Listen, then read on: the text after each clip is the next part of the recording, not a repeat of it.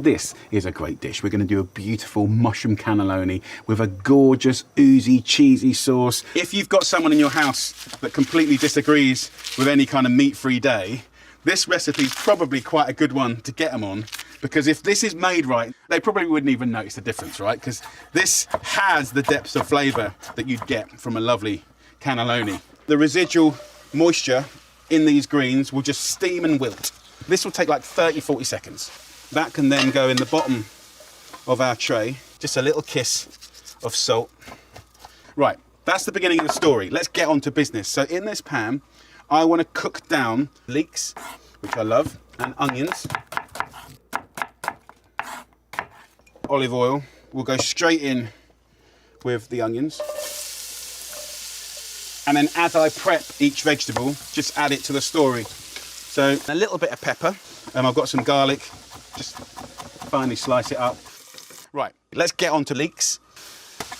Just slice up the white part straight in there. With the greener stuff, I tend to chop this up finer anyway, just to help it cook.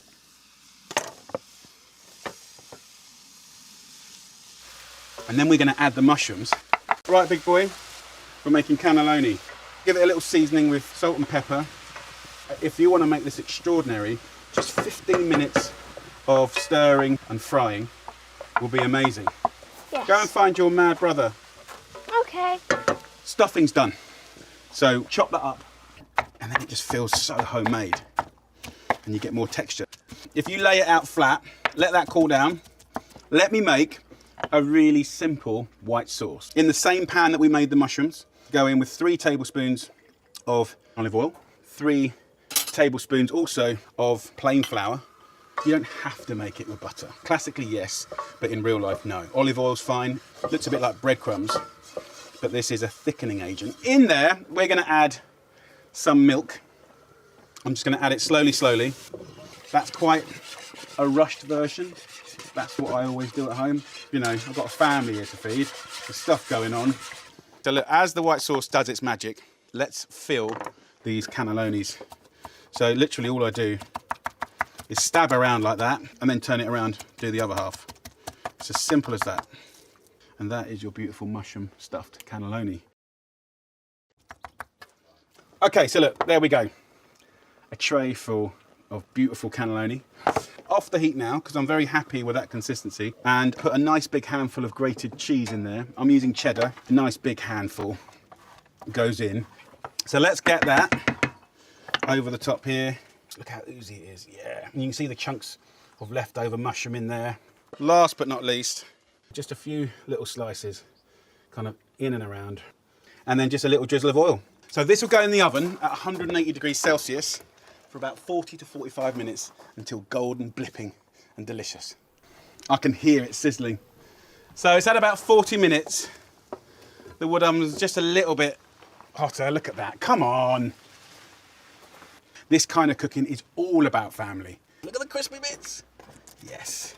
And then of course we added that lovely stack of greens. It's got to be one of the best meat-free meals ever, whether you're vegetarian or not. Right, let's get amongst it. So good. Oh yeah. Kids! Lunch! I'm going to cook for my family the most brilliant but completely bonkers roast chicken dish.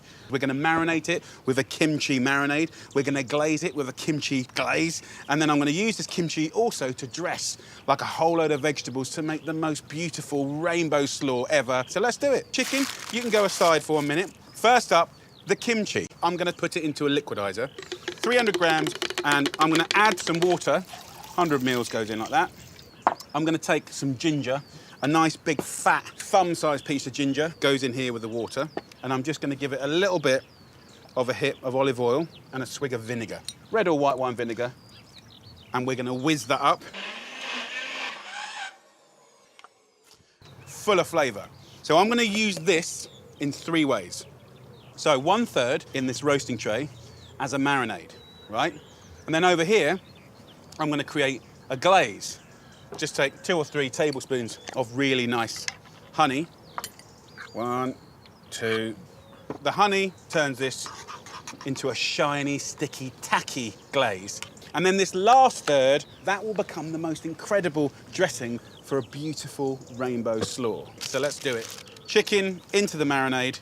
This is the time to earn your flavour. Get it in all the cracks and crannies, in between the little wings, around the legs, in the cavity. So let me just wash my hands. Okay, just put a little swig of water in. So the chicken goes in the oven, 180 degrees Celsius, which is 350 Fahrenheit, for 1 hour and 20 minutes. Halfway through, I'll take it out. I'll baste all the beautiful juices on top. I might add a little bit more water, and that's going to be the most beautiful, succulent, crispy skinned chicken ever.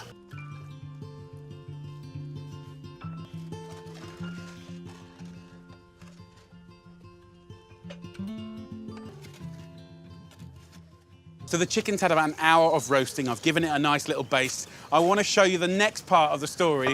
First up, I'm going to toast some sesame seeds. So just put that on a high heat and just kind of toss it around like this. It doesn't take very long. Look at that. So in this same pan, I'm going to do rice. Get your reliable builder's mug and fill it up with basmati rice. This is perfect for 4 to 6 people. And then 2 mugs of water, tiny little pinch of salt, lid on top, medium-high heat, about 12 minutes, works every single time. Let's get this chicken and let's get to business. Just have a look at this lovely chicken. Wow, come on. So I'm gonna go with the lovely glaze here, and I'm just gonna embellish. Now is the fun bit. You take your everyday chicken and you give it a proper makeover. I love this bit because essentially I'm pebble dashing this lovely glazed chicken with sesame seeds. What I want to do is take that last third of our kimchi sauce and I'm going to take a pack of tofu. I'll whiz it up and that will become the most incredible dressing for a beautiful, crunchy, rainbow veg slaw. It's going to be amazing. The slaw, the rice, the chicken. Come on! So, the tofu gives it an amazing, gorgeous, silky texture. Now, what I'm going to do is just add pre-prepped veg. So now just get your hands in and dress it up. So let's plate it up, fork up that rice. Fantastic, steamy, light rice. Look at that. That is a roast chicken dinner like you've never seen before. Oh, it's just unbelievable. That kimchi has been a flavour gift that has kept on going. Come on, let's get in there. Oh, it's so good. I've come up with a recipe that you could do any day of the week. This is my kind of version of a butter chicken. All of this happens in a pan, so it's a super convenient recipe. Let's get that on a high heat, and then I'm gonna add 700 grams of fresh tomatoes whole. Essentially what I wanna do is scald, char, and blacken the skins of these tomatoes. Already, look at that. Can you see how we're blackening those tomatoes? That's gonna give a char, a smokiness. So just take these tomatoes off the vine. Now, at the same time, as we blacken these, we're gonna do the chilies. Split the chilies in half, and with the tip of the knife, take out the seeds. That's the hottest bit. So in these go. Now, as these tomatoes get black all over, what you'll notice is naturally the skins are starting to peel off. Let's get the last of the chilies on there. Now, let them cool down. If you want, you can cover them just to let them steam a little bit. Right, the marinade. Really, really simple. In a bowl or a nice platter, I'm gonna add 2 tablespoons of the garam masala. Then I'm gonna take 8 cloves of garlic and just use a grater. Look at that. Then I want a nice big couple of thumb-sized pieces of ginger. Just take a little spoon to scrape the skin off the ginger. Then I'll use the same fine grater to grate the ginger. Okay, so into this, we will season it with salt and pepper. 2 tablespoons of lovely yogurt. Now, when it comes to the chicken breast, it's almost twice the thickness here at this fat end than this part here at the thin end. So what I'll do is ignore this thin end and about here, start to score it. About 1/2 centimetre to 1 centimetre now thick. This will allow that lovely marinade to penetrate quicker. There's no polite way to marinade. Get that into all the little slits and the cuts. I'm gonna let that marinade for about 10 minutes and have a clean down.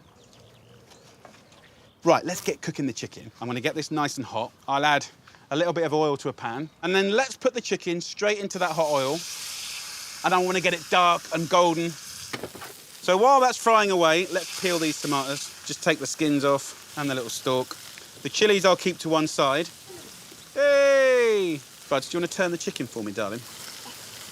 So when it comes to cooking the chicken, we're only going to do it for like 8 to 10 minutes. Well done, mate. So look, we've peeled through all of these little tomatoes, and then you can gather all of these little skins at the end, put them in your hand, and in there, that is pure flavour. You go and wash your hands, big boy.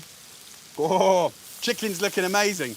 Gnarly on both sides and just cooked through perfectly. Right, let's get that on a board. Now let's make the sauce. It's really, really simple. So use all those pan juices there. Let's get the tomatoes and all the juices into the pan. And now in with 2 tablespoons of that cashew butter. That'll cook down pretty quickly and go ruby red. So I've got 500 mils, give or take, of boiling water. So just enough to really help this simmer down and turn into a lovely thick sauce. Just get a fork and just squash all those tomatoes and let that boil vigorously for a couple of minutes. I am going to put some chili in. The question is, how much? I think what I'm going to do is just go in with 1.5. If you want to take the edge off the spice, put like 2 teaspoons of mango chutney. Now what we can do is get that chicken in there, and we want the chicken to be really juicy, right? And I want quite big chunks. I don't want like little wafy bits. And then I'm going to put this in the sauce and let that chicken simmer. What I'm going to do now is just spoon 3 tablespoons of yogurt through the sauce. Just a little bit of coriander on the top. And that, my friends, is going to be a beautiful curry. So look, I've got some rice here. I've put some chickpeas in and then just get it in there. Look at that. Big chunks of meat. Let's get amongst it. So, so good. That's good to go. Let's feed the family. So I'm about to make, for my family, a prawn toast toastie. Yes, it's basically a mashup between a toastie that we all love in my house and those beautiful prawn toasts that you get in a Chinese restaurant, right? We've got some lovely uncooked prawns. I've got an egg, ginger, spring onions, some chili dipping sauce, bit of soy sauce, and let's do this. I've got a loaf of bread, get a serrated knife and slice it about 1 centimetre thick. So I want 4 slices. Now the first job is to create the filling. So the filling is super simple. Take yourself 2 spring onions, just trim the ends off, and then just finely slice it. Then we're gonna go in with some ginger. So just like a little 2 centimetre piece, just peel off the outside like that. I keep these trimmings, by the way, just dry them, and they're wicked for making lovely cups of tea, or you can put them in broths and make lovely noodle broths and stuff. Slice it up, you can grate it if you want, and just run your knife through it so it's nice and fine. Then in with the prawns. What I look for is just nice, sustainable prawns. Just pull 4 nice prawns aside. What we're gonna do with this is just slice it all up and then bring it in to the ginger and the spring onions and chop it all together. And then I'm gonna crack 1 egg and put the egg whites into this bowl, and then the yolk will go in the middle here. Just make the whole thing bind together. The only thing I want to do now is just lightly season it with some soy sauce. Just a splash, super simple. Just a little bit of coriander in here will be lovely. And again, just chop it through. So look, next bit could not be easier. Take the bread and we're gonna fill it. So take half of that mix, put it onto the bread. In we go with the stuffing, really load it up. Look at that. Be nice and generous. Okay, so that's good to go. Then place this part on top. So get a fork and just beat up your egg whites so they're nice and loose. And then get your bread, pop it 1 side on the egg whites, 2 sides on the egg whites, and then get your sesame seeds and we're gonna cover it so it all sticks to it. 1 side, press it down, other side. The sesame seeds stick to the bread. And when we toast that, it'll go golden, crispy, and delicious. Time to get the pan on. I want to cook this on a medium heat. I'm going to use a large non-stick pan, and then I want to kind of posh it up a little bit. So I'm going to take a little knife, take that little prawn, and simply cut it in half. And what I want to do is push this in to the actual bread, so the bread and the prawn become one. Oh yes! On top like this. A little bit of oil on top. Look at that. And then straight in to our pan, just like that. Super simple. You can hear it frying already. About 3 minutes on each side until golden, crisp, and delicious. Okay, let me wash my hands. And now, let's check this beautiful prawn toastie. Get under there, have a flick. Hey! Look how crispy that is. So look, that side has had 3 minutes. I'm just gonna go on the prawn side, just for 1 more minute to get it really perfectly golden, and then I'll serve it. Come in, kids, I got prawns! Let's get amongst it. Oh, God, I love it. The ginger, spring onions, prawn, what a combo. But it's the crunch of the sesame seeds and the sweetness of the chili sauce. And it's just everything you love about a prawn toastie. Poppy, you're gonna go nuts for this, like for real. So the idea is you take your little sandwich and dip it aggressively in that chili sauce. Okay. That's so nice. Amazing. Do you want me to teach you how to make it? Yeah. So this is kind of like a veggie curry, but the way that I cook it and put it together, it turns out like a beautiful rice cake. It's full of colour, full of flavour. So when I first came up with this recipe, it was all about the cauliflower.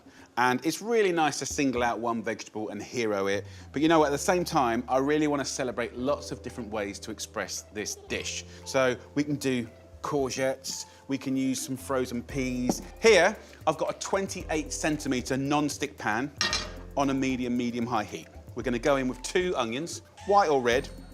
So take the skin off, half them, and then just roughly chop them into about 1 centimetre chunks. If you haven't got onions, you could use leeks, you could use spring onions. A little bit of oil goes in, and then the onions go in like that, look at that. So we'll just fry these off for like 5 minutes until nice and softened.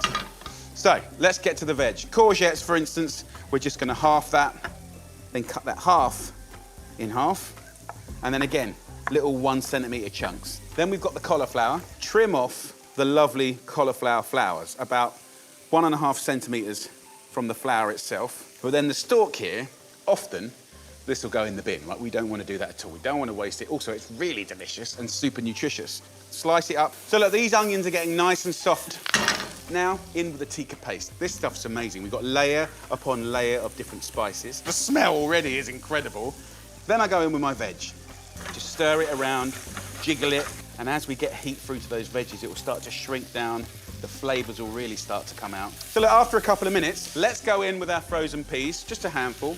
And then we go in with 1 regular mug of basmati rice. Then to guarantee you beautiful, fluffy rice that works every time, I'm gonna go in with 2 mugs of water. So mix that up. And then I want a little bit of spice, right, as in heat spice. So I've got like 3 chilies here. Prick them with the tip of a knife, and then that will give a really, really subtle chili flavour to this. And one last thing, which I think is a brilliant curveball, poppadom. And when I was in Delhi last year, I saw so many variations of poppadoms. I'm gonna take 6 here, right? And you just smash them up, and it will suck up that moisture, a little bit like we use lasagna. So just mix up those poppadoms, pat it all down, and then turn that down to like medium, lid on top, and cook that for about 10 minutes. So this beautiful curry dish has had about 10 minutes. And now if you listen to it, you can hear it catching and crackling. Just push the veg and rice down. On a low heat, just let that fry up for about 10 minutes, and it's gonna give it a lovely crispy bottom. And then what I wanna do is kind of dress it up. On the same trip, when I learned about how to use those dried poppadoms in such an interesting way, I also saw them take pomegranates and take mango chutney and put the 2 together. And the result was like the best hack ever. Simply mix it up, so good. So this has had 10 minutes now. I'm pretty excited that it's gonna be nice and crispy. So get yourself a plate or a platter, put it above the pan like that. Yes! Look at that. So what I love to do is get that yogurt and just kind of give a few splurges. We'll go in with those bits of mango chutney and pomegranate, and then just lots of lovely herbs. Get in there through the crust. Look at this. Yes. Ho ho. Wowzers. So this one is for all you avocado lovers out there. If this avocado happens to be quite high in fat, then could I use that as a fat source in cooking? And if that's the case, could I use it like butter or olive oil? Could I make pastry? I had a little play, and I started really liking the results. I'm gonna make avocado pastry. And we're gonna turn that into the most amazing quiche with eggs and beautiful sweet peas and cheddar cheese and basil. So get yourself 2 lovely ripe avocados. Just rotate the avocado around the stone and join up the cuts. Give it a little tap and then just twist it apart like that. It will come out. So just squeeze it out of the skin. Now we need double the flour. 400 grams of self-raising flour. A nice pinch of salt for seasoning. And then, just like flour and butter in regular pastry, rub together the avocado and the flour. As this comes together, as a normal pastry would, I'm just gonna take a little water and bring it together. 4 tablespoons go in. Just knead and push together the dough. Hug it all together, clean the bowl, and there you have your dough. Like a regular pastry, let it relax. Put that in a nice clean cloth and let it rest for half an hour, and I can go and pick some salad.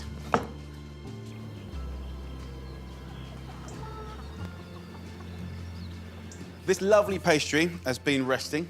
Just roll it out, try and be even, and then turn the actual pastry, not yourself. Keep rolling away from you, about ½ centimetre thick. And you want it to be bigger than the tray that you're gonna cook it in. Roll this up. It's quite easy to manage. Then we'll take it over here and we'll unwind it like that. The weight of this overhang will keep that pastry in shape. Put a little hole here and there to let the steam out. And that goes in the oven for 10 minutes at 200 degrees Celsius. And that's the perfect amount of time for me to make the filling. We're gonna go even more green. Frozen peas. I love them. 300 grams is all you need. And that goes in frozen to a liquidizer. We want to flavour these peas. I like a bit of basil, so like half a bunch of soft basil leaves. Season with a little salt and pepper and about 90 grams of the nicest cheddar cheese you can get your hands on. Then 6 large free-range eggs. And then simply whiz it up. Look at the colour. Beautiful. So look, that is the filling done, ready and raring to go. Let's just have a little check on our pastry. I'm actually very happy with that. Pour this filling straight in to this tray. Cook that in the oven for about 10 to 15 minutes. Just check on it. When that egg is set, we're good to go. I've got some sort of everyday leaves here. I've got a nice crunchy apple, and I always think that kind of brings this salad to life. And then cut it into little matchsticks. Then when it comes to the dressing, 3 parts olive oil to 1 part acid. I'll just use lemon today. Squeeze it through my hands to catch any pips. Get the apple in there. Dressing goes in, and then with these lovely salad leaves. Right, this is pretty much done. It looks amazing. Look at the colour. I'm gonna put the salad on top. And then I'll go back to that cheddar and use a speed peeler. Let's get in there. Cut through here, down the little sides like that, and then grab a slice. I love it. I mean, you can actually taste the avocado in the pastry. Let's take this now to my lot. Mum, let me see. Do you want to try some? Mum, can I try some of that? So this is one of my family's new favourite dishes. It's the ultimate sausage casserole. We've got the most amazing potato dumplings that are crispy on the top, really gorgeous and gooey on the bottom. We've got loads of veg in there, a beautiful gravy, crispy sausages. So let's do it. I've boiled 800 grams of nice Maris Piper potatoes. I've got 6 big, lovely Cumberland sausages here. In that same pan that we boiled the potatoes, just whack in a little bit of olive oil. Get that on a medium heat. Take your sausages and then gently fry these for about 10 minutes, give or take, until they're nice and golden.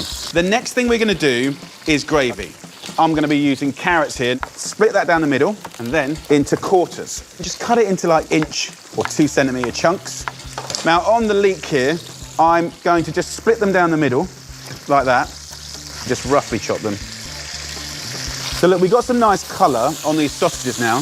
Put them on a little bowl or plate. The sausages will flavour the fats in the pan, and that's going to make the veggies really, really delicious. Fry this off for about 10-15 minutes. It will shrink down, it will be gorgeous. In the meantime, let me show you how to make these dumplings. Mash the potato, season it with salt and pepper, you know, fairly standard. But then, if we get some nice whole grain mustard, I'll take about a heaped teaspoon, and the mustard seeds, I think, really make this. It's like a little surprise. So look, once you've mixed all that together, roughly, chop it in half with your hand, in half again, and just kind of put it in your hand like a cricket ball. It's as easy as that. 4 lovely potato dumplings, ready and raring to go.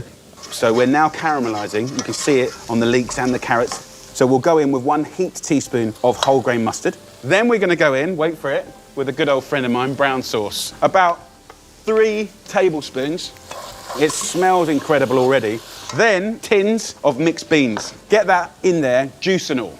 And then last but not least, we're going to go tinned tomatoes, right? So 1 whole tin goes in, just kind of squeeze the plum tomatoes in there to break them up.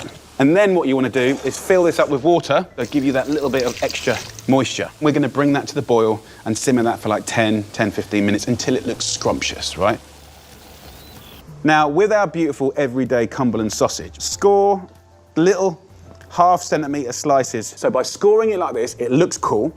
It creates more surface area, which is more crispy bits, more flavour, yes! And then on the underside, this also sucks up more flavour from this gorgeous sauce. Score both sides, take the sausage and just sink it in this sauce. Then we go in with the lovely potato dumplings, straight in there. Look at that, absolutely beautiful. Just brush it with some oil to get it really, really golden. Now, instead of using the brush, just use some herbs, a bit of thyme, a bit of rosemary, pour in some oil and brush it. And that will not only make it go golden and gorgeous, it will absolutely flavour it. Take some of those thyme leaves and just put them in and around the pan. Now, I'll put it under the grill for about 10, 15 minutes on high until golden and delicious. You hungry? Yeah. Look at this. Whoa, how do you make the mountain thing? They are potato dumplings. So let's just plate some up. You got your sausage in there. You got your veg in there. Absolutely beautiful. So a little bit of greens in there. Here we go. So let's have a little try of this. Okay, I'm gonna go for it. Go on, mate. It's really nice. So what do you reckon, Buds? Are you happy with that, mate? Yeah. When you're juggling work and family, you need a dish that's super simple to rustle up.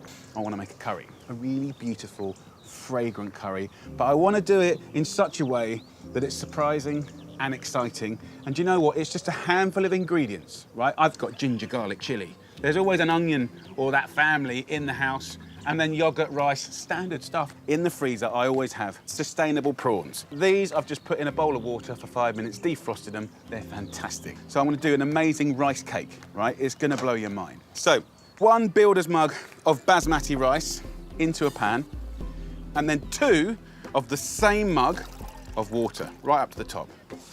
So in we go. Get that on full whack. Super easy. Season it with a little pinch of salt. So bring this to the boil, cook it for about 10 or 12 minutes until the water's cooked away, and when it has cooked away, turn it down to low for 5 minutes, then it'll go crispy and golden. Super simple. Let's get onto the curry. Take 4 cloves of garlic and finely slice it.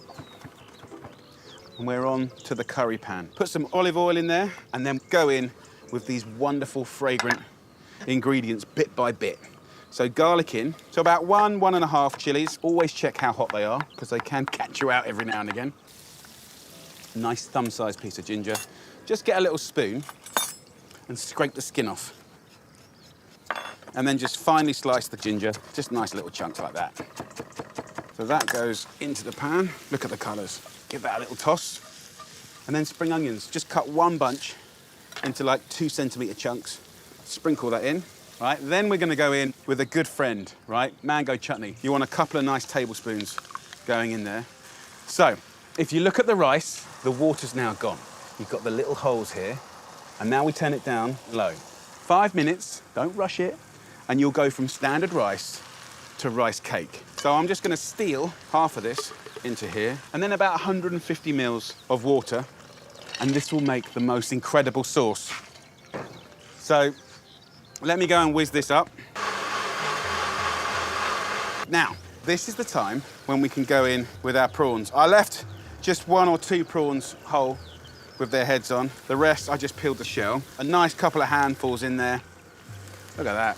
I'm gonna wash my hands. So, The sauce goes in now. Couple of minutes, and that's good.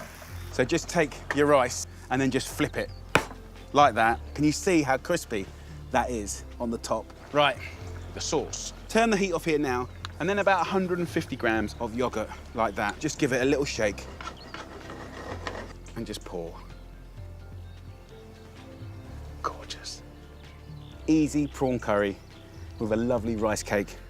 Get in there and just break it open. And if you look in this, you know, you've still kind of got the fluffiness and the steam stuff inside. You see how lovely and steamy that is? Going for the prawn. Look at the colours, guys. The colours are bonkers. It's just blooming brilliant. Come on, more sauce, more sauce. Let's just do a little bit of poppadom action. A little bit of salad on the side for a bit of crunch. That is a beautiful plate of prawn curry. Rice cake galore. Come on, let's do this. Mmm. Gentle, fragrant, loads of flavours. Prawn's lovely. It's joyful. Really, really joyful. I'm happy. So happy. Right, I'm gonna go and serve this to the family. I think they're gonna love it. This is like a little bit of sunshine in your life. I'm going to show you how to make the most delicious pepper, prawn and chorizo bake with beautiful rice around it. It is so scrumptious. So in my freezer, I nearly always have prawns of some kind. Put them in a little cold water for like 15 minutes. They defrost. Happy days. So I've preheated an oven to 220, right? If I cut halfway through this pepper, just run your knife around here, take the seeds out of your peppers, and then cut this into 4. So 1, 2, 3, 4. The first part of the story is very, very simple.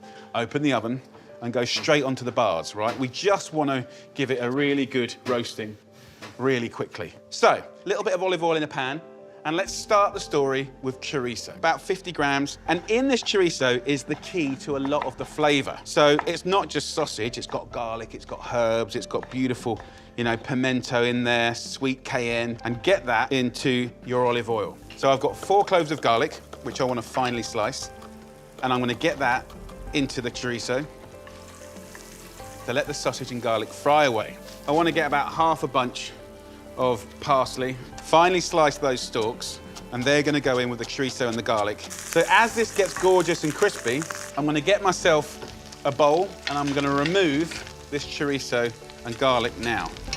Importantly, leaving behind that amazing flavoured oil. So get yourself a mug.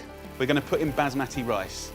1 mug of rice is perfect for 4 people. Into that oil, mix it up, let the fat go around that gorgeous rice. For the perfect rice, you want 2 mugs of boiling water. 1, 2. So let's go back to the oven now and get those peppers. The natural sugars in these peppers have been accessed, and that's going to make a massive difference in this bake. So take your little ring and just nestle it into your rice. So turn that off now, and this will go in the oven with a lid on top or tin foil for 15 minutes, right, to let it all plump up and get gorgeous. I'm going to now show you how to do the prawns. About 300 grams on the chorizo and the garlic.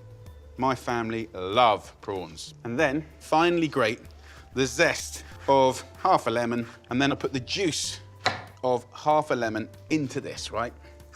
So just give that a stir up. Lemon, garlic, chorizo, look at the colours, come on. So let that marinate while the rice cooks, and then I'll show you what to do next, because it's going to be amazing. Okay, look at that. Steamy, gorgeous, and colourful. Then take those amazing prawns and just kind of like sprinkle it over the top like that. Just push it into the rice, and we'll pop that back in the oven now for 5 minutes, so we cook the prawns all the way through.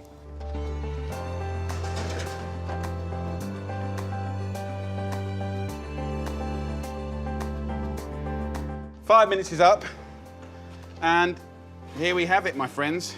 A beautiful chorizo, prawn, and pepper bake. And then just take some of that lovely chopped parsley, sprinkle it on top.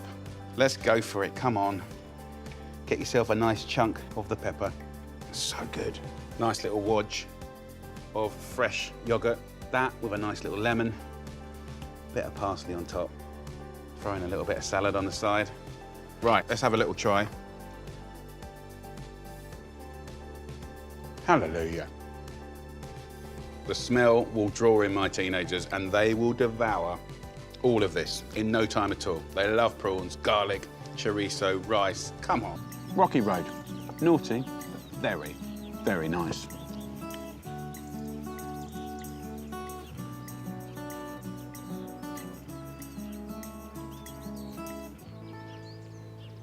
I'm about to attempt to make a delicious Rocky Road, the easiest dessert, snack, whatever you want to call it. So what I have here is 500 grams of incredible chocolate. And look at that, just melted. Oh, hi, darling. Can I have the swirly thing now? The swirly will come up. So what we have here is a big bowl, 500 grams of chocolate. Now, this is 70% cocoa solids. It could be milk chocolate. It could be white chocolate. You can have fun with it, right? So just give that a little mix, River. Shiny. So what we're going to do is equal quantities of melted chocolate and stuff. When can I have that? What is it that you want? I want the swirly thing. The swirly thing. Okay. Can I have half of it? No. Just let you can have this. I get that and you get that. Yeah. Okay. So to 500 grams of melted chocolate, we're going to add 500 grams of stuff. I think the stuff is cool if it's not just sweet stuff. Otherwise, it's sweet on sweet on sweet, and you never have the contrast, right? So yes, we've got marshmallows here that you can put in, and they're cool. Popcorn, unsalted, obviously, go in. You can go through your cupboards, any odds and ends. Things like your digestive biscuits, we can put in. As indulgent as a Rocky Road is, you know, it's never going to be healthy, but you can make it full of the good stuff. Dried fruits, nuts, seeds. I personally love things like Dad, dried pineapple. Mix it. Can you mix it? Yeah, go on, mix it. You like the dried apricots, buds? Yeah. Just tear some apricots in there like that. You like that? Yeah. So you can go super kiddie, you can go a bit more grown up. If you want to spike it with a little dried chilli, it's quite nice with the chocolate, it works. Go and crush that in. Don't eat it for yourself, crush it in. Can I try a I piece? want to show Mum. Okay, well don't show Mum, because I'll get in trouble. I want to see Mum. You want to see Mum? Okay, see ya. So get yourself a little tray, some greaseproof paper, and then Buddy's going to pour it in here. Ha! It's a bit heavy. We're going to pat this down. It's like tarmacking. It does look a bit like tarmac. It does look a bit. Right, once we've done that, I quite like just to put a little sprinkling of sesame seed on there like that. Put this in the fridge for about an hour, hour and a half until it goes nice and firm, and then we can cut it up and enjoy it.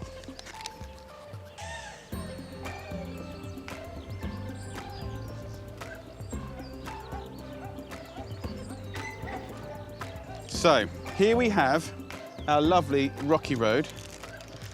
And look at that. I love it. Look at that. Oh, here we go. He's back. Perfect timing, young man. Because this is the Rocky Road of dreams. Look at this. Beautiful big old pile. Dad, can you pour some white chocolate on it? Yeah. You mean just get on with it, is what you're saying? Yeah. Okay, fair enough. Get on with it. Dad, can I have one now? I haven't tried it. So, there you go. Oh, you want the top one? A lovely Rocky Road. Oh, ginger's really nice, actually. Tell me, like, if you like it or not. Do you not enjoy it? I do enjoy it. I just want to show Show Mum. Okay. What about you, Puds? I like it. And you know what? If you do make a nice little batch, it's really lovely to whack in a little tin and give it away as a present. Rocky Road. Naughty, but very, very nice. Right, who should we give these to? Me.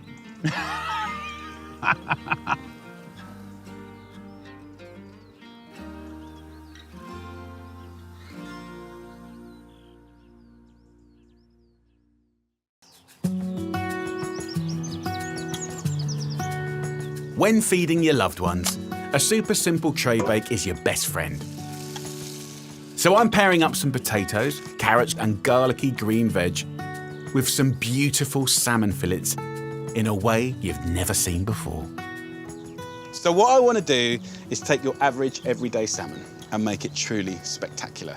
A lot of people steam it, roast it, pan cook it. I want to stuff it with the most incredible prawns with a creamy sauce. A little wrap of bacon, it's gonna be so, so good, and it's the easiest thing in the world. So the salmon, what we wanna do is create little pockets. Get a knife, go to the fat part of the salmon, and just gently rock the knife like that, and then we can stuff it and bring some of my favorite flavors together. So first up, creme fraiche.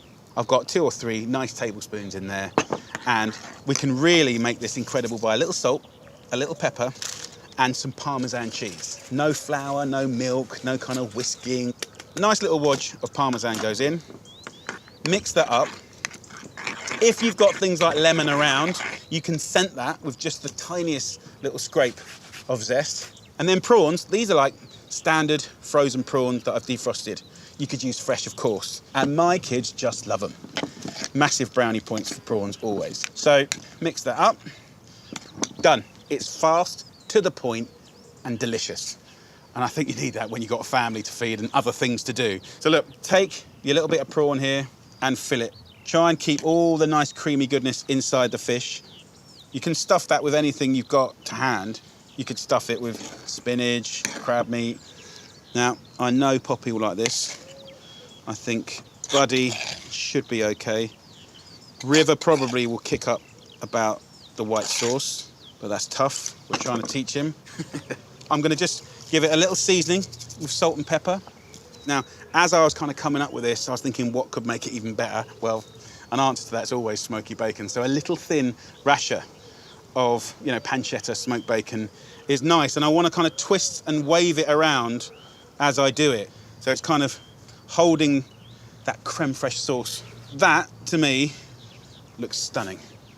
Just nestle it in there with the lovely veggies. All I'm going to do now is give it a little kiss of olive oil, just to say I love you. So the one last thing to do, herb. You could use any herb like sage, thyme.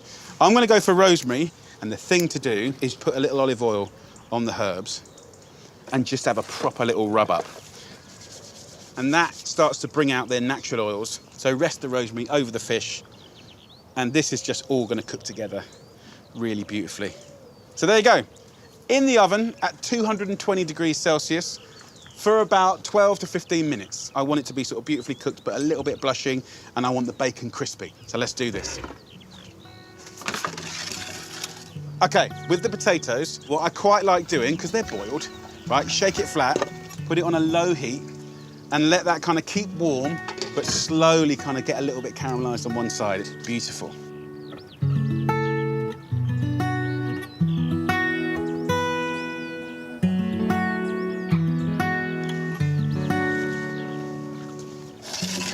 Look at that. That, my friends, is a beautiful tray bake. Not just fit for family, but friends, special occasions. A one tray wonder that you will not regret doing. Truly delicious.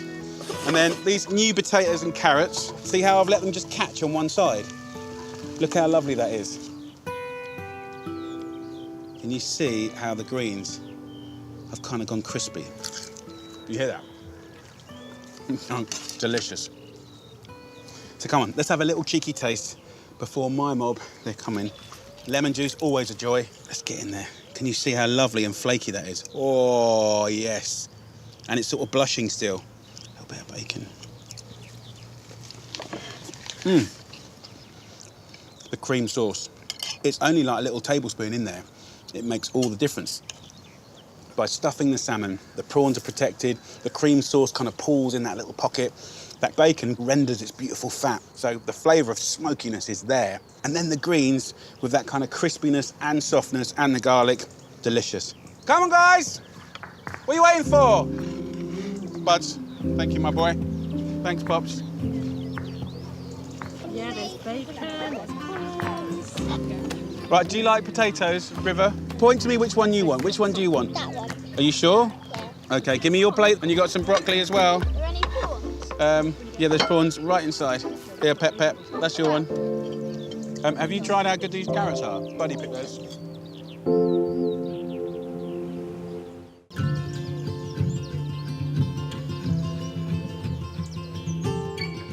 When days are busy and you've got loads going on, It's easy to find yourself cooking up the same old dinners. But I've got an exciting little dish that you can knock out for your friends when you've not seen them in a while, to show them just how much you love them. My mate, Gennaro's here, and a lot of his life he spent cooking for me. Now I'm going to cook for him. We're going to do a beautiful pasta dish. This meal is done and dusted in the time it takes to cook some linguine or some spaghetti. So we're doing a prawn linguine, right? That's where we're starting. So we're going to do prawns. We're going to do pancetta, so surf and turf. We're going to do a sauce with mascarpone. And, wait for it, red wine. A kiss of garlic and a little bit of pasta. It's going to be so good that you will love to make it. It's one of those pastas that I think everyone has got to master, because it's one of those things that just kind of hits the spot and it feels a bit posh. So, Gennaro, if you can just finely slice that into little matchsticks. A little matchstick. So 4 slices of pancetta. So here I've got 2 cloves of garlic that I've just finely sliced. What we'll do now, because this is a really, really quick meal, Gennaro, if you can just grab like 2 portions of pasta. So that is our timer, right? It's like 10, 11 minutes to cook the lovely linguine. Of course, you could use any pasta you've got. I quite like with linguine like a ribbon pasta, like a noodle-style pasta. Look at the way he puts it into that water. Beautiful. Nice bit of salt. So pasta's cooking.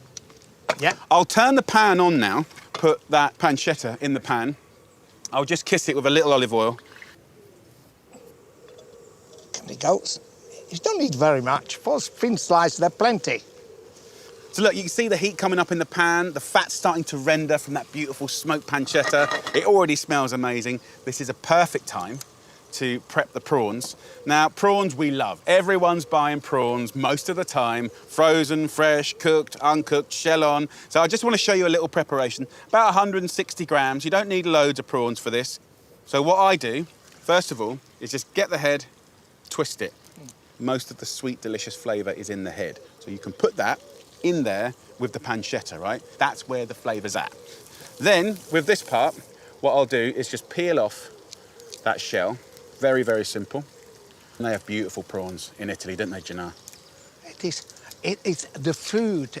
It comes so natural when you cook, because you cook with your heart. I love it when you talk about food, Gennaro. Can you see how the prawn head is changing colour? So that's just a little bit of heat and it's gone orange. Now let me show you how to butterfly the prawn. Get a knife, run it very carefully down the back of the prawn, just like that. And then more than often, there's a little vein in here that you can remove. Just pull that out, and then that's butterflied, ready and raring to go. At the same time, for sweetness, deliciousness, texture, and flavour, I'll take the rest of the prawns and I'll finely chop them, because it's going to stick to the linguine in the most beautiful way.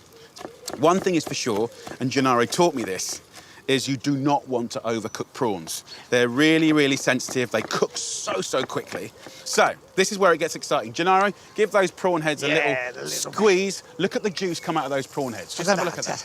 Just a little squeeze on top. You can see, look, there we go. Oh my goodness me. So bacon, crispy. You got the juices from the prawns, happy days. Then we're gonna go in with the garlic. Now we can kind of turn the heat of the pan up a little bit. Now let's get this party going. Gennaro, how long on that pasta? Nearly ready. 1 more minute. So I'll take these whole prawns and put them in that lovely fat. You can see how that little preparation with the butterflying opens the prawn out. It looks better, it takes on the flavour better, and it cooks quicker. Really smell nice. So I want to do a blushing prawn linguine, right? So I'm going to use some red wine, right? Which often people say white wine. But if you go to Italy, they use red wine in really creative ways. So as the pan, you can tell is hot, right? See it bubbling and sizzling. Now I'm going to go in with some nice Italian red wine. Half a glass. Wow. Very importantly, I do not want that to be winey. I do not want the wine to overtake the deliciousness of the prawns. So we're going to cook it away. The alcohol will go, and then you're just kind of left with the love and the care from the winemaker, the kind of flavour of like oaky, gorgeous, ripe fruits, and the sort of flavour of like barrels and love and care. The sweetness, the love and care. You say so good. You taught me. No, but this is pure love, passion in a pan. Now it's going to get exciting again, because now we go in mascarpone. Now mascarpone is a very famous Italian cheese. Of course it is. It's a cream cheese. It's so natural, so good. And then go in with the chopped prawns. right? They do not need that much time, right? Literally, the residual heat from the pasta will be enough to cook these. And look how the mascarpone and the wine is marbling together. Now, I will give this pan to Gennaro. My goodness, look at that. Proper al dente. Oh, So what Gennaro's doing now, very stylishly, is emulsifying the fat from the mascarpone and from the pancetta with the water from the cooking of the pasta. By doing that, you get this incredible kind of light, oozy pasta sauce. Now, I'm going to add a little bit of Parmesan. Now, a lot of people say you should never put Parmesan Rubbish. with seafood. Complete rubbish. Go on, tell him, Gennaro. It is rubbish. Why not? If you like a Parmesan, why not to put it? Goes ever so well. And then a nice big handful of peppery, gorgeous rocket. Oh, there, it's ready. Look at that. Gennaro is the chief pasta tosser. And then There from it this goes. part of the story, just grab some lovely tongs. Look at the colour, guys. Come on. The way that that blushing sauce just sticks to the pasta. Look at the juice. Look, the juice that's coming. Yeah, go on. Juice, I love juice, it. juice. Whole prawns, whole prawns. And then it's quite nice just to finish it with just a few small rocket leaves. That, my friends, it's a dish. Surf and turf linguine. Prawn linguine with smoky pancetta, mascarpone and red wine. Enough talking, my friend. Let me just plate up.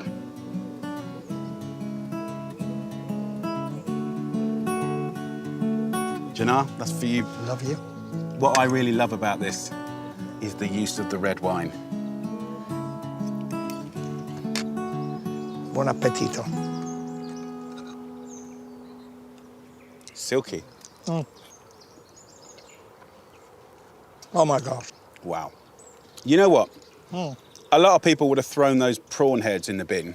You get kind of that depth of flavour like an amazing sort of seafood soup. The prawns are really sweet, aren't they, Gennaro? They are indeed. I don't even talk. I love it. How nice is this? Got me best mate, nice day, cooking outside, lovely little pasta dish, heavenly. I dedicate that pasta to you.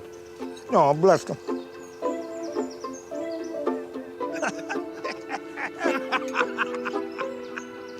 Salute! Salute, give me the more pasta.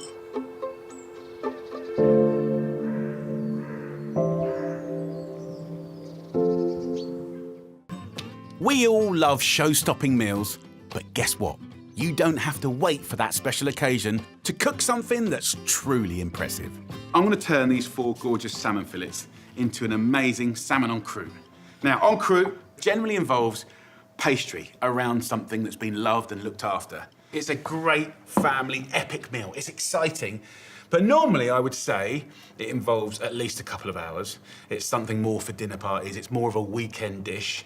So I've written this recipe for me and my family for the middle of the week.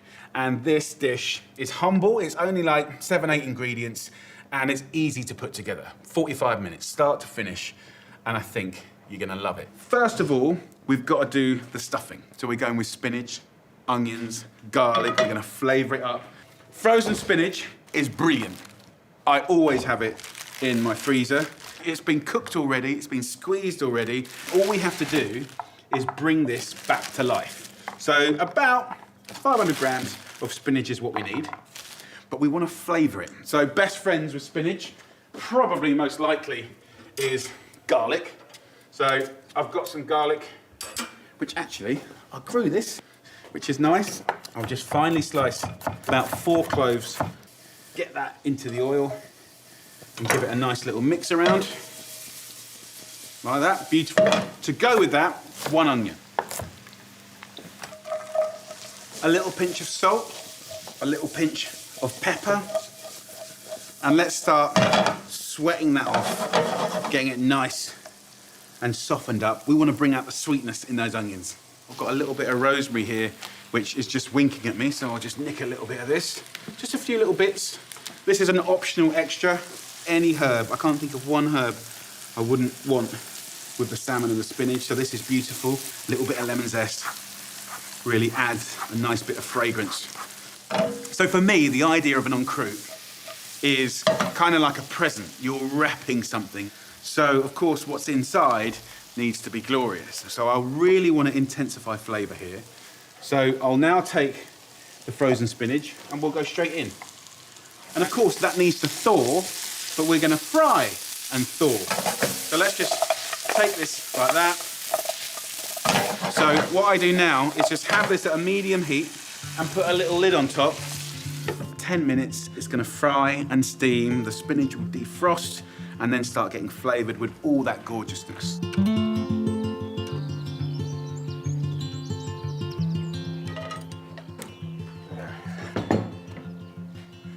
Okay, let's have a little taste. Very nice. Little bit of seasoning, and that is going to be absolutely lovely. So, while that cools down a little bit, let's get the puff pastry out. I think puff pastry is a brilliant, brilliant thing. Look, it's already rolled out for me, and that is properly convenient. This is an all butter puff pastry. It comes on the greaseproof paper, so I don't even have to add any. Then just get yourself a baking dish, place this on top. So what I want to do is just build like a little landing strip for the salmon, right? To give it great flavour, but also to kind of make it look beautiful. Now, if you want to cook it straight away, you can put the spinach on here warm, no trouble at all. If you want to do it in advance, then cool this down, then put it together, okay? So we'll go into the middle of the pastry first. Use a spoon to push the spinach about 5 centimetres from the edge of all 4 sides of the puff pastry. It's super simple, and I know that's going to be super tasty. So then we go on with the salmon. So look, normally when you do a salmon on croute, it's a big whole side of salmon. It's a bit of a kind of spectacle, but this dish works really well with like normal supermarket portions. So what I want to do is just grab it and leave a little finger's gap in between. This really helps you because you can get a nice clean portion, so it helps you later on when you serve up. But also it means we've got the potential to add in flavour into those gaps. So look at that, pretty simple, right? Now what we can do is encase it. So we're not going to fully encase it, we're going to partially encase it. So use the paper to go up against the salmon, and I'll do the same on the other side. Tuck it in, push the pastry down, and that way you secure the salmon. So we're really making everything sit in that little package. And the same on that final side here. Don't worry about any tears or cuts. You know, if it misbehaves a bit, you can tuck it in. It's quite a pliable pastry. Season this with a little salt and a little tiny bit of pepper. And then 2 eggs, beaten up, and just brush the pastry. This egg wash will make this pastry go absolutely insanely gorgeous and golden and delightful. And this is going to go into the oven in 2 simple stages. I'm going to put it in the oven now at 220 degrees Celsius. And very importantly, put this at the bottom of the oven. Why? Because we want crispy bottoms, okay? So 15 minutes, that's all you need. In we go. Happy days.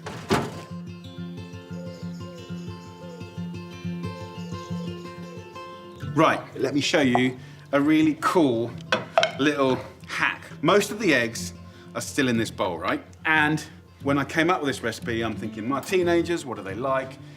Pestos, right? Jarred pestos, you can get some nice tomato ones, sun-dried tomato pestos. So a tablespoon of this in the eggs is like an incredible seasoning. It doesn't just have to go on pasta. Whip that up, and we've got like an easy 1 ingredient hack to take these eggs and make them amazing. So 15 minutes is up. Good smells are coming out of this oven. Let's have a little look here. Yes, look at that. So we're getting colour here. I can see this crispiness happening underneath. So we'll take that lovely pesto-y egg and it will go in between the little gullies. And it will protect and flavour the salmon. Another 15 minutes in the oven will not kind of overcook this salmon, but it will kind of just make it gorgeous. Put that egg over the salmon. That will give it a fantastic little glaze. Look at that. It's gonna be amazing. So back in the oven for 15 minutes, and then it's dinner time. Exciting.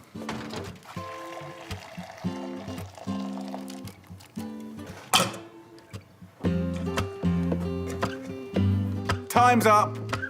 Welcome to my beautiful salmon en croute. It's scruffy, but it's utterly beautiful. Look at that. I love it. I love it, I love it, I love it. Bubbling and sizzling around the outside. Look at that. I mean, it's all about the crunchy edges. Look at that. Just so crispy. I've done some greens here. I couldn't help myself. Got some lovely green beans, asparagus, sprouting broccoli, little kiss of olive oil. And that is a sumptuous, sumptuous meal for the people I love. All right, let's get into it. So, the nice thing about these gaps is it's sort of showing us where the portion is. Look at that. Look at the cross section. Absolutely gorgeous. It's like the perfect slice. Crispy pastry at the bottom. Gorgeous, rich spinach with the garlic, the onions, and that glaze of the flavored pesto egg. It's a thing of joy. Look at that. Little kiss of lemon juice. Fresh and delicious. Right, go on, let's have a little cheeky try.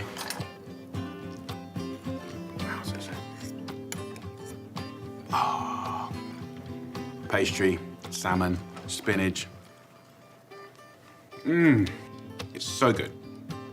The salmon is flaky, and then the sweetness of the pesto with the egg is like elegance, just kind of like put over the top with the crispy pastry. It's a lovely, lovely meal. So let's not do this for dinner parties and friends. Let's do this at home, for your family. Honestly, you won't regret it. That food makes me happy, and everyone deserves that, especially now, more than ever. Right, let's take this to the girls. Girls, dinner!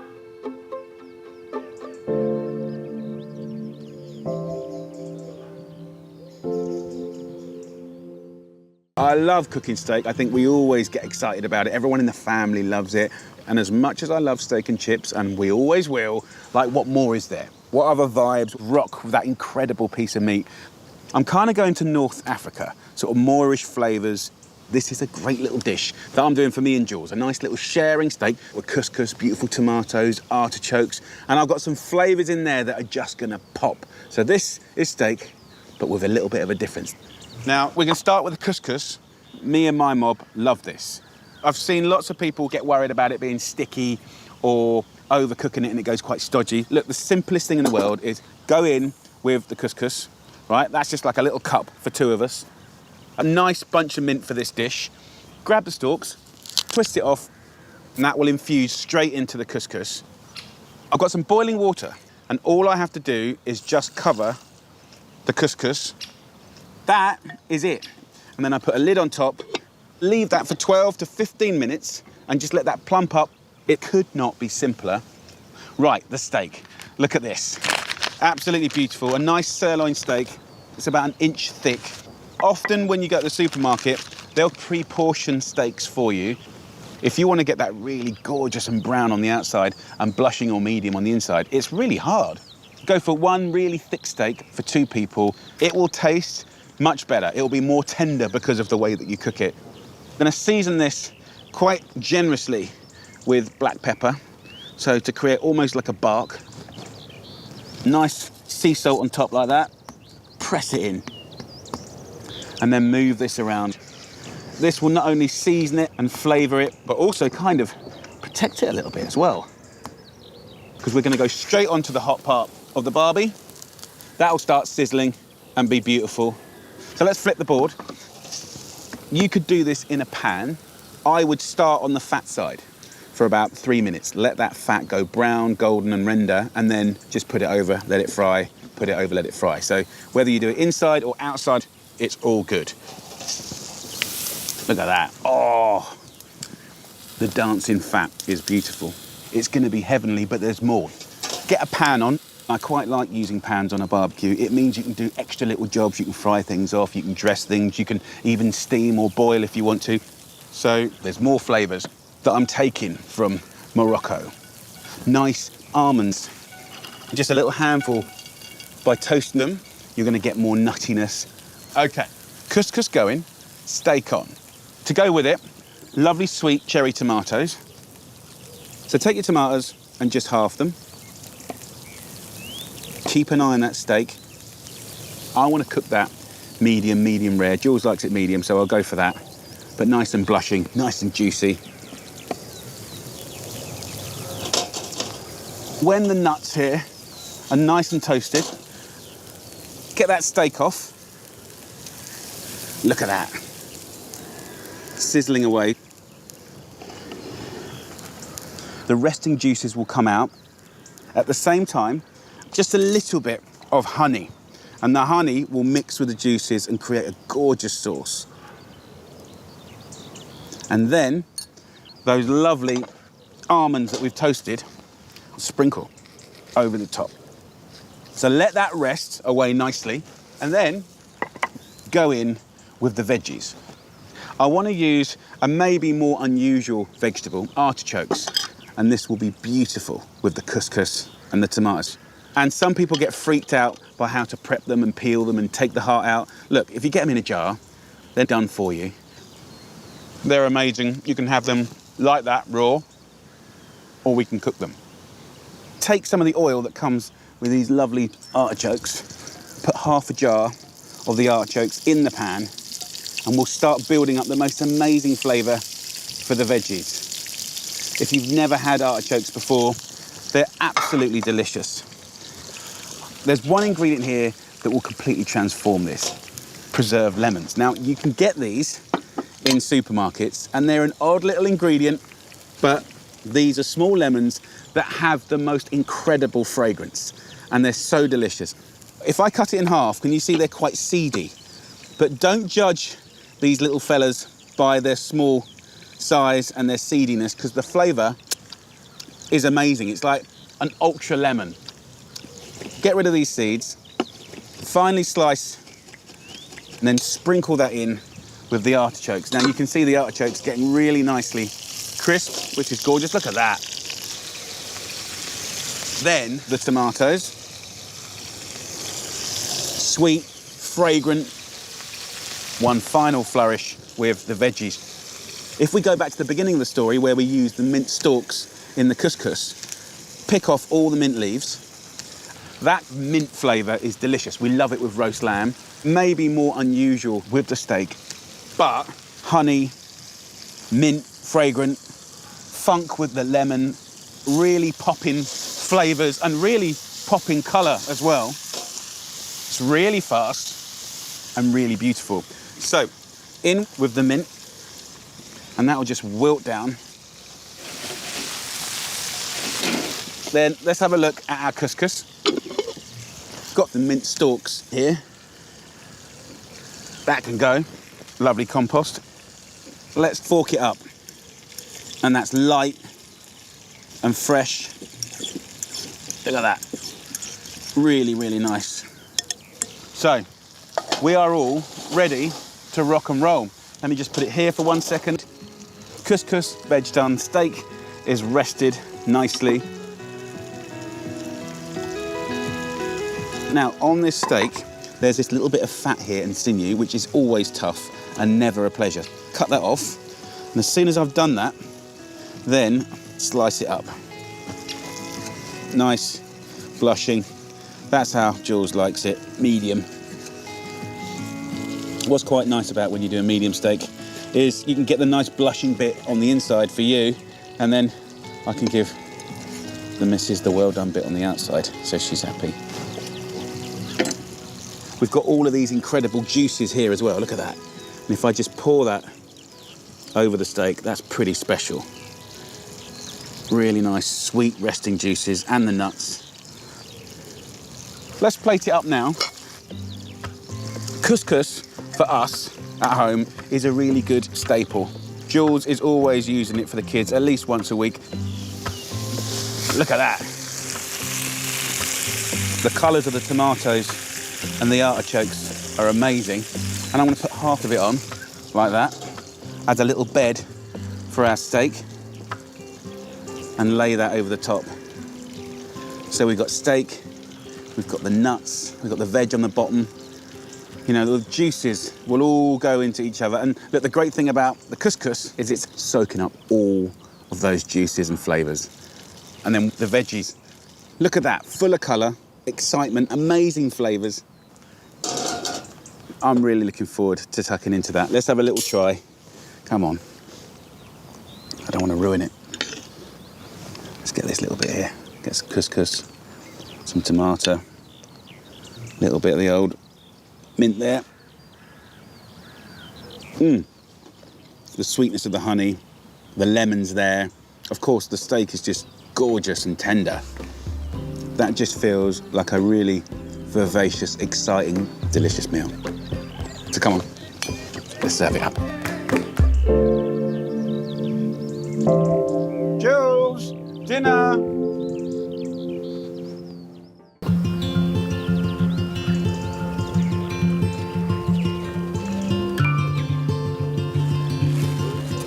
Come on, little boy.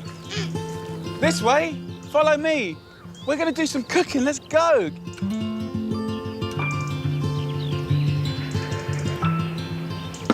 Sometimes you want a recipe that is so unbelievably simple, where you can just whack it in the oven, let the oven do all the hard work, and then 5 minutes of love and care brings you something that's really delicious and full of life and colour. And I'm going to do the most beautiful warm aubergine salad, and I want to show you how to make a beautiful homemade pesto to dress this whole salad, and particularly the aubergines.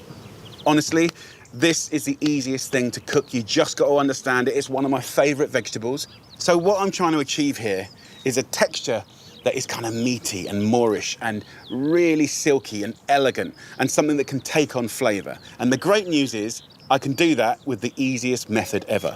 Take 2 aubergines, put them on a tray, whack them in an oven for about 50 minutes at 180 degrees Celsius in a standard oven, right? This wood oven is good to go. Straight in there, let the oven do all the hard work, and we get some salad.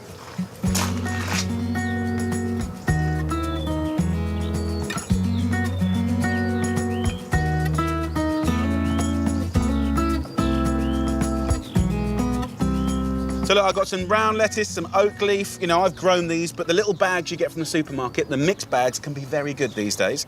For me, the idea of a salad is to be joyful and celebrate the moment, right? So yes, we've got herbs here, we've got basil, and then you've got things like the flowers, nasturtium. So this, if you eat it, is fresh. Then you get pepper, quite a lot of pepper, and then it calms down, and then you get peaches and apricot. This really will help your everyday salad be something beyond spectacular. And even when it comes to things like a courgette, you've got the lovely flowers here which you can tear off, and they're very polleny and delicious. Very important to not only wash your salad, but give them a good old whip and get rid of all of that water. If you want a nice dressing to stick to your salad leaves, then you want to give them a little dry. All nice and dry, that's ready to go. Right, now let me show you how to make the pesto. Honestly, this is going to be like the best thing ever for this salad. Now, pesto, of course, is a fantastic Italian paste. Actually, pesto meaning paste can be many, many things, many different cheeses, herbs, nuts, and actually it's not just the Italians that do it. Many, many countries around the world have their version.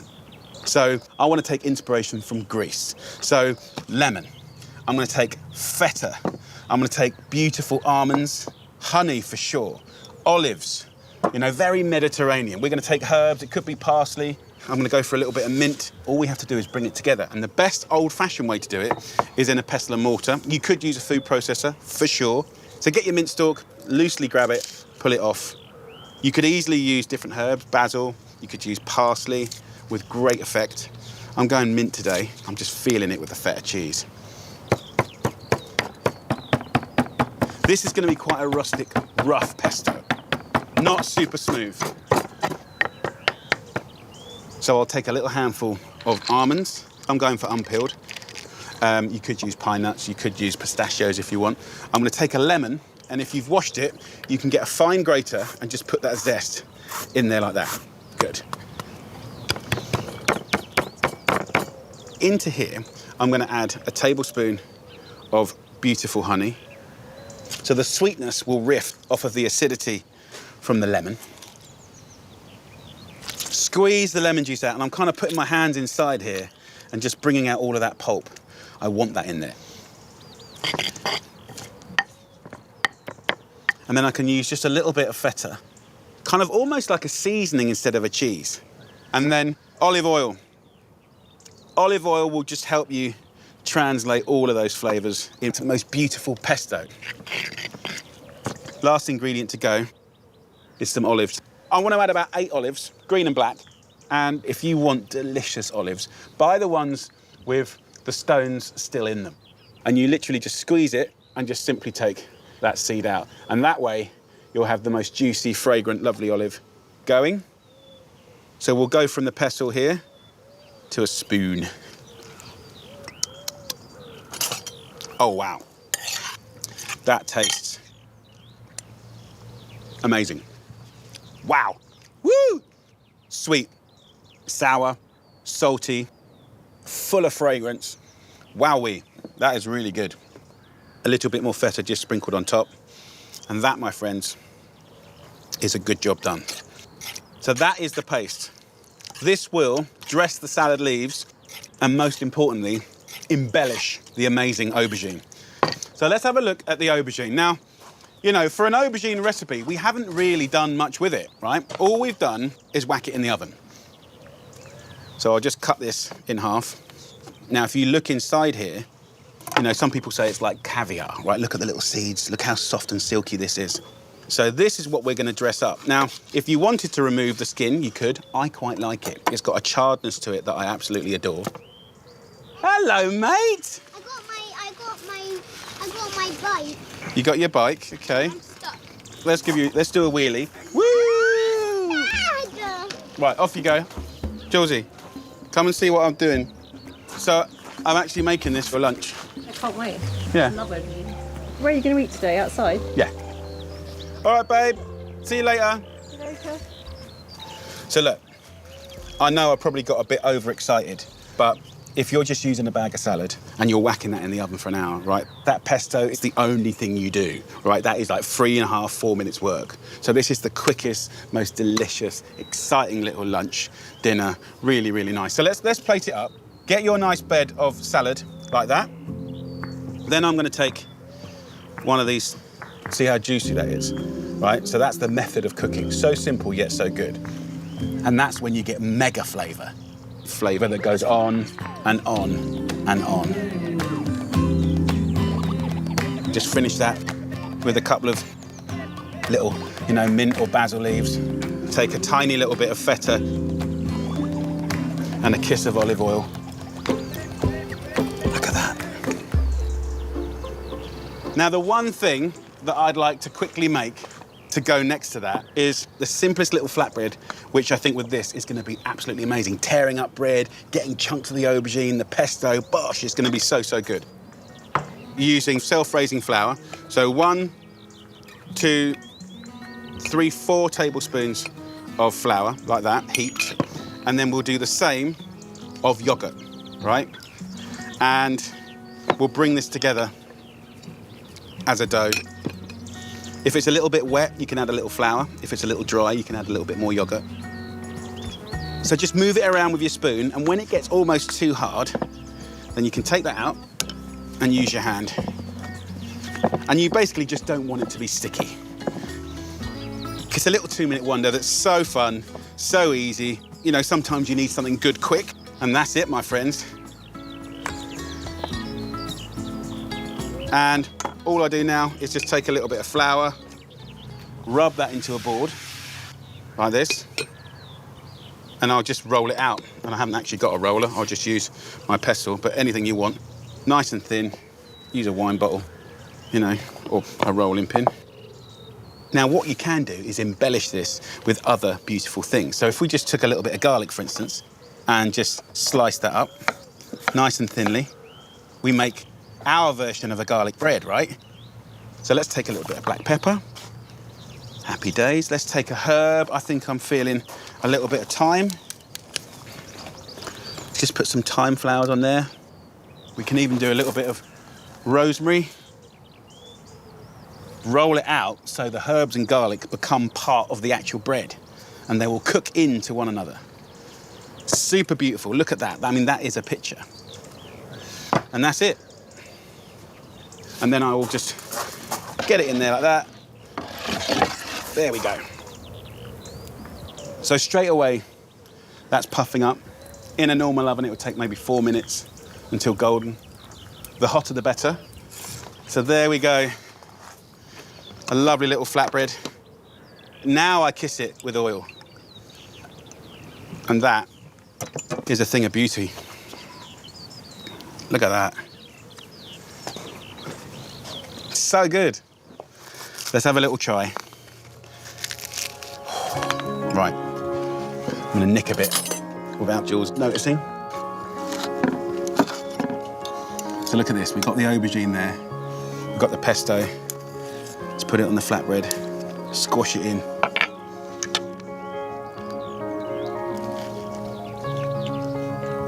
Wow. The beautiful olives, the feta, the nuts. Look at that. It's just a gorgeous little mouthful. Honestly, truly, the texture of the aubergine is so velvety, it's so silky, it feels substantial. And what's really nice is because the aubergine is still warm with the cold salad, you get that contrast.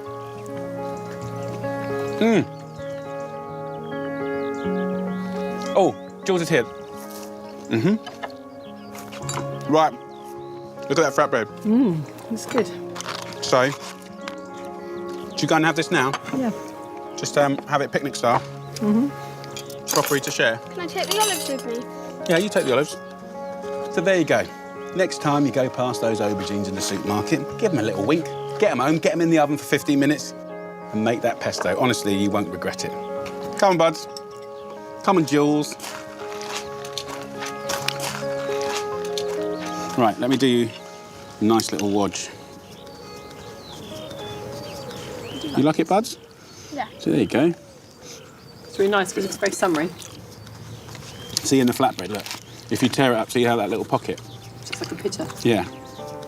I like putting the little salad in there. I'm going to batch cook today a beautiful twist on a bolognese. I'm going to show you a very British bolognese. In this nice big ragu pan, I'll put in some olive oil. I'll start the story with rosemary, 2 or 3 sprigs into that oil, and that will be the beginning of flavour. Another really good trick worth mentioning are these pre-chopped bags of carrots, onions and celery. I think they're really handy. Do not rush this bit. We have to soften this veg and we have to start lightly caramelising this veg. If we don't, if we just boil the veg, it's only ever going to be average. Now, in this recipe, I'm using mushrooms, wonderful chestnut mushrooms. They're going to give you huge flavour and amazing colour. Kind of make them the same size as the carrots and the onions, give or take. So, look, if you look in the pan now, you can see that all these lovely veggies are really soft and they're taking on colour. Now we go in with the mushrooms. The mushrooms are mainly water. So they're now going to start giving water to the pan and then it will go back to frying again. So I've got a kilo of beautiful minced beef. Carry on cooking this for another like 10, 15 minutes to get back to frying again. So now is when I love to add the beer. A beautiful pale ale goes in. It's got amazing malty flavours, really deep kind of chocolatey vibe. I'm gonna put a bottle in, about 500 mils. So what I want to do now is bring that to the boil and cook it down. So next up, we've got the tinned tomatoes. So 4 tins of tomatoes will go in our ragu. Oh, hello. You know what we're doing?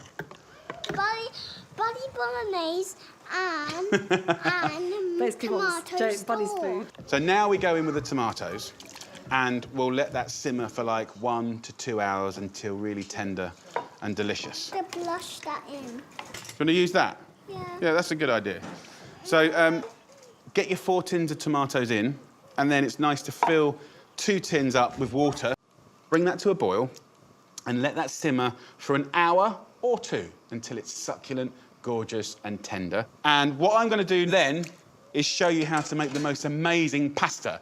I want to show you what I think is the coolest little hack. I've got 2 packs of fresh lasagna. What we can do is slice down, gap, slice down, gap, slice down, and then kind of put it slightly ajar and do slice down, gap, slice down, gap. Maybe wobbly. You can be wobbly. Once this is cooking, it's going to separate like a concertina. This is going to grab hold of the ragu and the sauce in a very different kind of cool way. So I've got a pan of boiling water. If you want, you can put a little oil in the water. This will help these not stick together.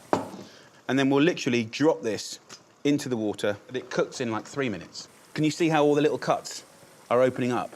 I'll put in a little bit of the ragu here, just a couple of spoons. Then I'll take that amazing pasta. Look at the shape of it. A little splash of water, by the way, just to make it oozy. And then the last very British ingredient, some cheddar. It really melts beautifully. And then I like to use 2 spoons just to almost dress it like a salad. But just look how gorgeous this serves up. Hey, look at that. And I just find this way, you go from the everyday to something really sublime. A beautiful little take on the great Bolognese. Right, let's have a little try. The beer has this big malty flavour, but there is an underlying bitterness, right? But then when it's contrasted with the sweetness of the ragu, the vegetables, the tomatoes, that is so tasty. I've got the kids running wild, I've got to do a few jobs in the garden, but I do want to get a lovely lunch on. My kids always love a roast chicken. I'm thinking lentils, spinach. We're going to go wild mushrooms. I'm going to use tarragon, paired up with some whole roasted garlic. Let's get this party going. It's beyond simple, right? Let's just lube up the chicken with some nice olive oil, a little swig of vinegar, basic sort of marinade. Hit it up with salt and pepper, a whole bulb of garlic, the tarragon. We're going to pick these lovely leaves later, but then the stalk is going up the jacksie of the chicken.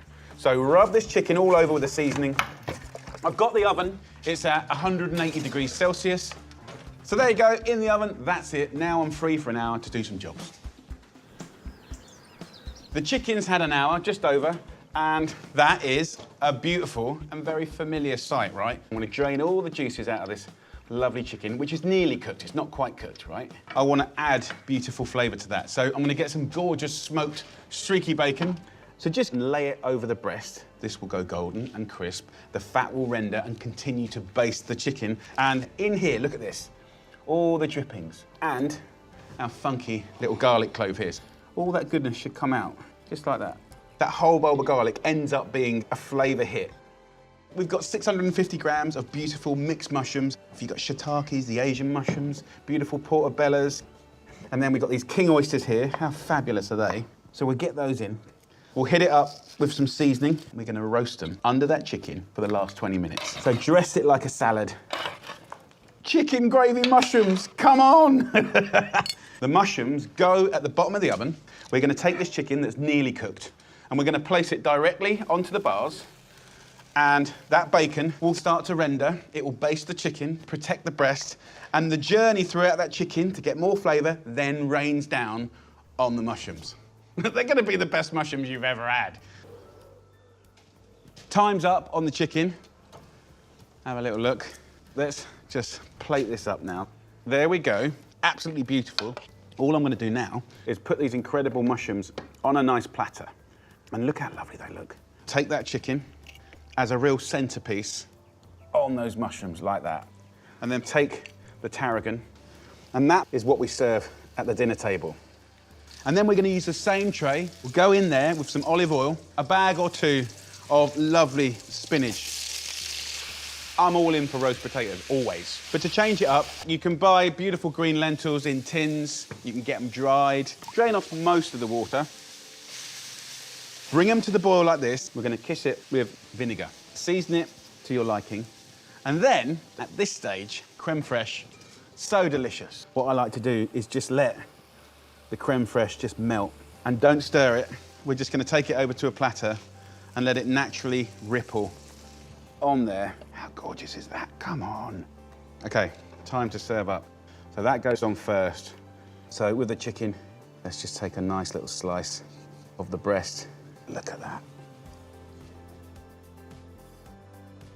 And then look, we've got this natural gravy that's come out of the mushrooms that's just so good. Knife, fork. I am very excited. Come on, Mr. Mushroom.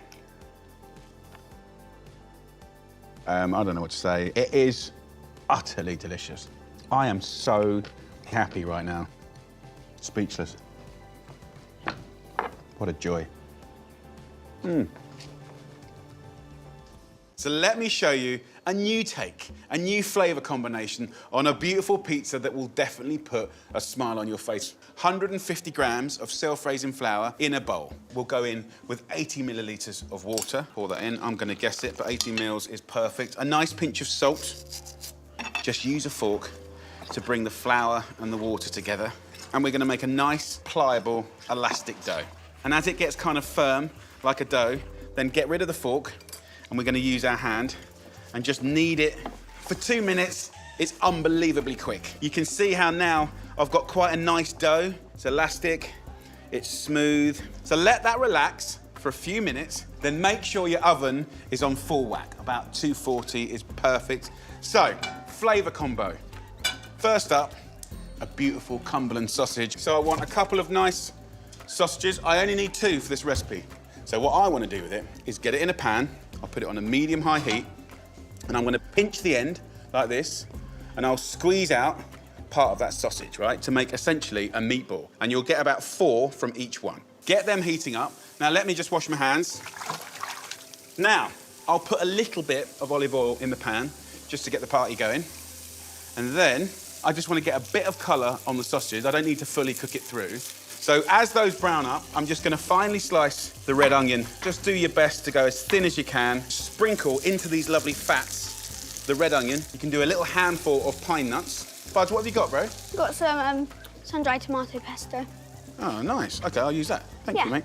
So look, the secret ingredient is the grapes. And just a little handful is all you need straight into this pan. And that is basically your topping. So we'll put that to the side for 1 second. So, Buds, let me roll out this, and you can sprinkle these on top. Just come around here, beautiful boy. So with the dough here, it's had a little relax. And actually, for consistency, I would just flour it and I'd roll it out. What I want is more of a kind of slipper shape, like an oval shape. So, Buds, if you can grab us a rolling pin and just roll it back and forth to about 30, 35 centimetres long, about 15 centimetres wide. There you go. Happy with that. So, Buds, if you can just put some oil in that tray and give it a little rub. Good lad.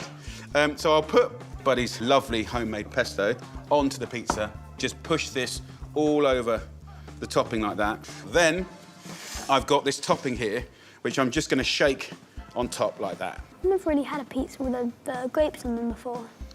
No. Really excited to eat it. Are you? Yeah. See, I was worried that you wouldn't like the grapes, but the thing is, once you try it, grapes. the sweetness, the saltiness, the whole kind of thing is beautiful. And there is one little linchpin that makes it all work that I nearly forgot. Rosemary. Rosemary and grapes, they're like a match made in heaven. The last thing you've got to do is mozzarella. Look at the colours. So good. Beautiful job. We've got a combo topping, which I promise you is a thing of beauty. Another great little tip. Put the gas hob on, right? And we're just gonna start the heat on the pan for like a minute or 2, just to get it sizzling. That will guarantee you the most beautiful crispy bottom. So this will now go at the bottom of the oven. Do you wanna rally the troops and I'll bring it out? Yeah. 10 minutes is all I need in the oven. Cool. Bless you, big boy. Mum, the pizza looks so good. Okay, 10 minutes up. Here she is. Come on, look at that. I like to use like the cooking scissors just to get in there and kind of like just snip away. Let's go for it. That combination is a game changer. I got pizza. Delicious. Buddy, your pesto's really good. Good. Well done, Buds. In about half an hour, I'm going to feed my family some lovely homemade fish cakes. Crispy on the outside and golden, flakes of beautiful smoked haddock in there. We're going to start with the actual sauce. So I'm going to put 1 white onion, just roughly chopped up, straight into that pan, and we'll start sweating that off just for about 10 minutes. Once you've softened off these onions, I'm going to use a little bit of flour, 1 heaped tablespoon, mix that in to the onions. You can see the onions have taken on a little bit of colour. And then I'm going to go in with 600 millilitres of lovely organic milk. So this will be the basis of your sauce. And not only that, that will become the place where you poach this beautiful side of smoked haddock. So this goes into that liquor, skin side down, and let that just poach away for 5 minutes. So here we got a kilo of Maris pipers just peeled, boiled for like 12, 13 minutes until they're tender, and then drain, let it steam off. And that's really important because we want the potatoes to be dry. Then it's going to hold on to the flakes of the fish. That's what you'll get from a good old Maris piper. Just take a regular potato masher. You don't want it to be super smooth. And then make a little well in the middle. Crack one beautiful free-range egg. It holds the whole thing together. And just whisk that up like that. Take that lovely fish. Oh, look how it's flaking. Over there like that. Now I'm just going to take the skin and just ease it off. But look at the nice big chunks, look at that. That's what it's all about. And then last but not least, a nice bunch of chives. You can use parsley, you can use basil. I personally think chives are really perfect in this because they're really mild. And then just fold it all up. It's all about keeping as much of the texture of the fish as possible. Look, there's still big chunks of fish in there. So get that into 8 little balls, give or take. Let's wash my hands. So look, a little bit of moisture from your hands is going to help you make these lovely little patties. Now, if you wanted to, you can roast these just like that. You can grill these under the grill. You can do these in a pan. Now, let's make the sauce first. A nice bunch of chives straight in to this lovely milk. So what I want to do now is use the liquidizer. If I'm lucky, I can pour that into here and not splash it everywhere, but that's always debatable. Let's put a few spoons in first. So let's whiz this up until nice and fine.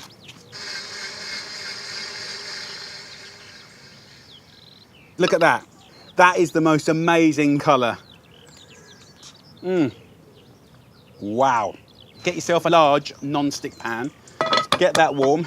A nice lug of olive oil in there. Get your fish cakes. Let's place them in the pan. Be delicate with them. You don't want to break them up. Let the oil just move around the pan and keep them jiggling a little bit. Let's turn these around. Look at that golden sizzling colour. Wow. About 4 or 5 minutes on each side. It's just a thing of beauty. Get that lovely sauce back in a pan to reheat it. Garnish this with some chives. Let's plate one up. I'm going to have a little cheeky taster. Take that nice big fat fish cake like that. I've got a little chive flour that I'll just sprinkle over the top. A kiss of olive oil, wedge of lemon, and that is a beautiful homemade fish cake. Let's get amongst it. Let's have a squeeze up. Lemon juice. Bosh. Nick a bit of that sauce. Look at that. Come on.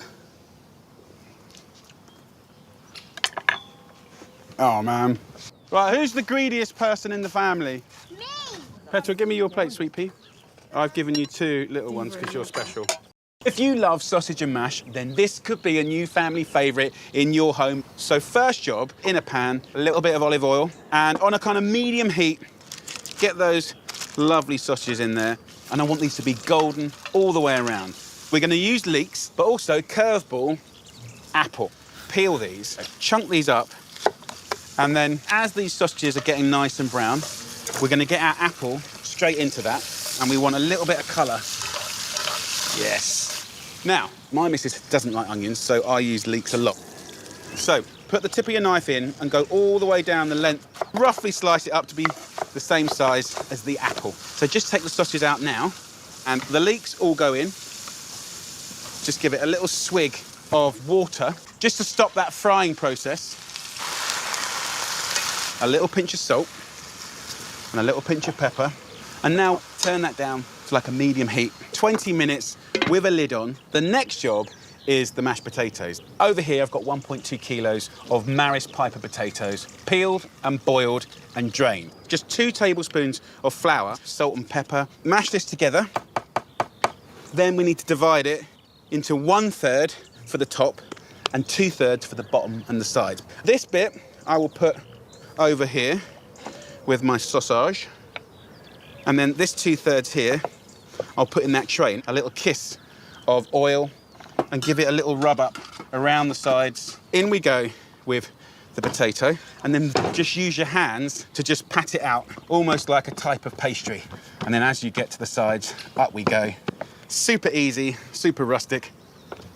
The leeks, once they've had about 20 minutes and they're really tender, we're gonna kind of amp this up now. we're going to go in with 3 teaspoons of English mustard. Right, that won't be hot, by the way. It will just give it a nice, big, sort of bold flavour. Then we're going to go in with flour again, just a couple of tablespoons, and that will be the thickening agent for this sauce. A little thyme, just pick that off the stalk. Once the flour is all mixed in, add the milk, about 600 millilitres. And now go in with the sausages. Let's save one of those back. Slice these into 1 centimetre slices. So this will feed 4 people very generously. So let that simmer for 5 minutes, and let's think about the topping. Get a little bit of greaseproof paper, put a bit of oil on here, rub it, and then I'll take this potato and press it down again and again and again, like that. It's about 1 centimetre thick. You want it to be slightly bigger than this tray. Go in with that amazing sweet leek, caramelised apple, and sausage casserole. Look at that. Then simply pick up your greaseproof paper, flap it over the top like that, and then unpeel it. We want to seal it to kind of trap all that lovely goodness. So get yourself a fork and your flour. Just dip it in the flour to stop it sticking to your fork. And that just seals it nicely, just as if it was pastry. Get a knife and kind of cut down like that. Now there is 1 sausage left. So slice it, and then I'm going to push this into the most beautiful potato. These will get nice and golden and crispy.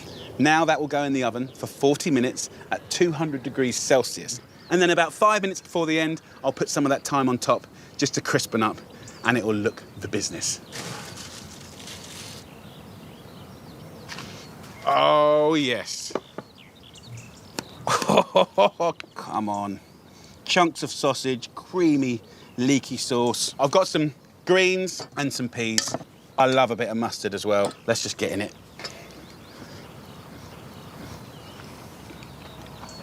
Come on, what's not to love? Sausage and mash, but not as you know it.